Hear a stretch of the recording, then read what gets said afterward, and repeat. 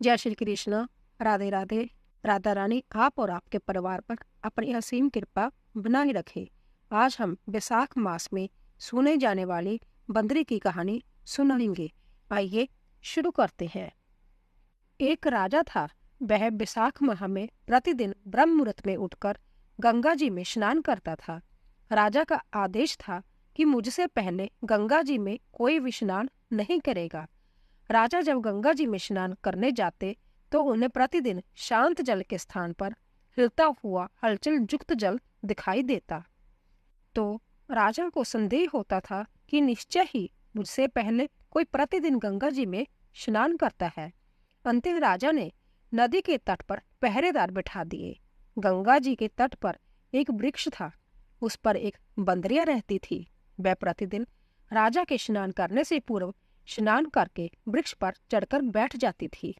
इस प्रकार होते होते पूरा विशाख माह व्यतीत हो गया, किंतु अंतिम दिन राजा के सिपाही ने देख लिया और उस बंदरिया को पकड़कर राजा के पास ले गई और कहा कि यह बंदरिया आपसे पूर्व प्रतिदिन गंगा जी में स्नान करती थी। उधर राजा की प्रतिज्ञा थी, यदि कोई भी स्त्री मुझसे पूर्व स्नान करती होगी तो मैं उससे विवाह कर लूंगा।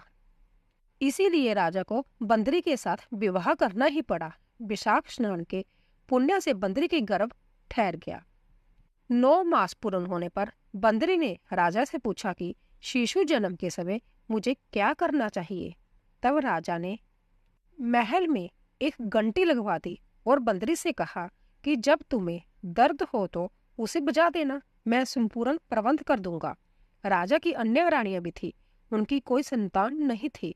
बंदरी को गर्व है। जय समाचार जानकर अन्य रानियां मन ही मन बांदरी से आश्रय करने लगी और भावी संतान का नाश करने हेतु विभिन्न योजनाएं बनाने लगी। घंटी लगी देखकर एक रानी ने बंदरी से इसका कारण पूछा। बंदरी ने संपूर्ण वृत्तांत बता दिया। रानी ने बहकाया कि एक बार घंटी बजाकर तो देख ले कि राजा आते हैं या नहीं। बंदरी ने घंटी बजाई तो राजा दौड़े दौड़े महल में आए और घंटी बजाने का कारण पूछा। इस पर बंदरी ने उत्तर दिया कि मैंने तो रानियों के कहने पर घंटी बजाई थी।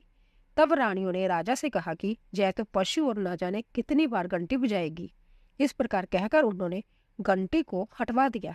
कुछ दिनों बाद बंदरी के शिशु जन्म का समय आया तो उसने अन्य रानियों से पूछा कि मैं क्या करूं।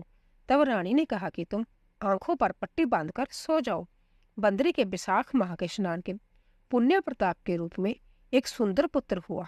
शिशु के जन्म होते ही उसके रोने से पूर्व ही रानी ने उसे एक टोकरी में रखकर दासी को दे दिया और आदेश दिया कि इसे नदी में बहाकर आओ, और उस शिशु के स्थान पर एक पत्थर रख दिया। राजा को भी कहलवा दिया कि बंदरी ने एक पत्थर को जन्म दिया है। राजा ने सुना तो उन्होंने भी संतोष कर लिया कि जब दूसरी रानियों के संतान नहीं है तो जय तो बंदरी है, इसके क्या संतान होगी। उधर दासी ने उस सुंदर शिशु को नदी में ना बहाकर कुम्हार के खदड़ में रख दिया। दूसरे दिन कुम्हार कुम्हारिन खदड़ में आए तो वहां एक सुंदर शिशु को रोते हुए देखा। कुम्हार कुम्हारिन भी निसंतान थे। उन्होंने उस शिशु को अपने लिए भेजेगी भगवान की भेंट माना और बड़े प्रेम से शिशु का पालन पोषण करने लगे। कुछ बड़ा होने पर बालक को यह ज्ञात हुआ कि वह रानी बंदरी का पुत्र है, जिसको रानियों ने मरवाना चाहा था। एक दिन वह बालक कुम्हार के बनाए हुए मिट्टी के हाथी घोड़े लेकर पनघट पर जा बैठा और दासियों को देखकर कहने लगा कि आओ रे मेरी मिट्टी के हाथी घोड़े पानी पियो। जब दासियों ने यह बात सुनी तो वह हंसने लगी और बोली, अरे मूर्ख, कभी मिट्टी के हाथी घोड़े भी पानी पीते हैं क्या? इस पर उस बालक ने कहा कि कभी बंदरी के भी पत्थर जन्म लेता है क्या? उस बालक की यह बात दासियों ने जाकर महल में कही।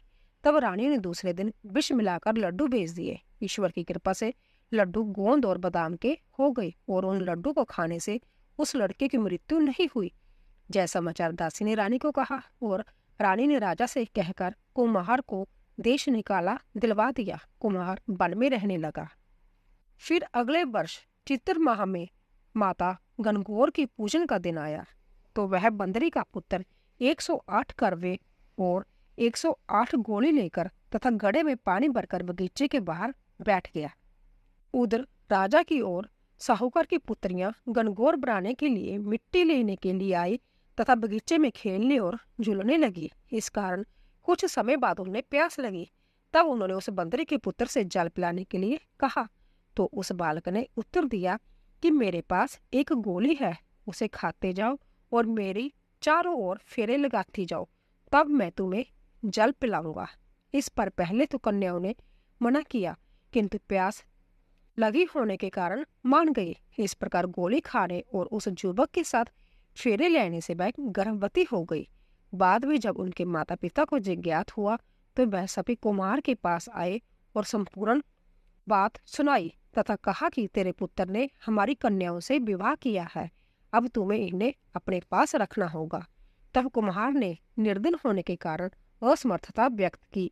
दो कन्याओं के माता पिता ने बहुत सारा धन देकर अपनी कन्याओं को कुम्हार के घर विदा किया और कुम्हार के घर 108 बहुएं आ गई और कालांतर के उनके 108 ही पोते हो गए। कुमार ने समस्त नगरी को भोजन हेतु निमंत्रण दिया और राजा को भी बुलावा दिया। राजा की जहां से रानी बंदरी के अतिरिक्त सब भोजन हेतु पधारे। तब राजकुमार राजा की आज्ञा लेकर बंदरी को लेने रथ पालकी लेकर गया और लाकर सभा में सबसे ऊंचे स्वर्ण आसन पर बिठाया। राजकुमार ने अपनी सभी पत्नियों को समझा दिया था कि बंदरी मुझे जन्म देने वाली माता है। एक एक बहू रानी बंदरी के चरण स्पर्श करती गई और एक एक सोने का सिक्का और पोते को गोद में देती गई। जब राजा और अन्य रानियों ने जैसा देखा तो कुम्हार के पुत्र से इसका कारण पूछा। रानियों को तो संदेह होने लगा था कि यह अवश्य ही बंदरी का पुत्र है। इसीलिए रानी और रूठ कर राजा को कहने लगी कि कुम्हार के पुत्र ने हमारा अपमान किया है और बंदरी का सम्मान किया है, अंते हमें लौट कर जा रही हैं। इधर राजा को पुत्र के जन्म का संपूर्ण रहस्य ज्ञात हो गया था, इसीलिए उन्होंने रानियों को देश निकाला दिया और अपने सभी पुत्र वधु एवं पुत्रों को लेकर महल में आ गया और राजकुमार का राजतिलक कर दिया। और कुमार कुम्हारिन को राजकुमार ने महल में रहने के लिए निवेदन किया, किंतु वह नहीं माने। तब राजा ने उन्हें ढेर सारा धन दिया। तो दोस्तों, विशाख स्नान का इतना महत्व है तो सबको विशाख स्नान का अवश्य करना चाहिए। बंदरी ने विशाख स्नान किया तो उसे राजा का राज्य, पुत्र बहुएं आदि प्राप्त हुए। ईश्वर जैसे बंदरी को पुण्य मिला, इस प्रकार हमें भी पुण्य दे। बोले कृष्ण भगवान की जय। तो दोस्तों, अगर आपको हमारी कहानी पसंद आई हो प्लीज चैनल को सब्सक्राइब कीजिए, लाइक कीजिए और शेयर कीजिए। आप सभी का धन्यवाद।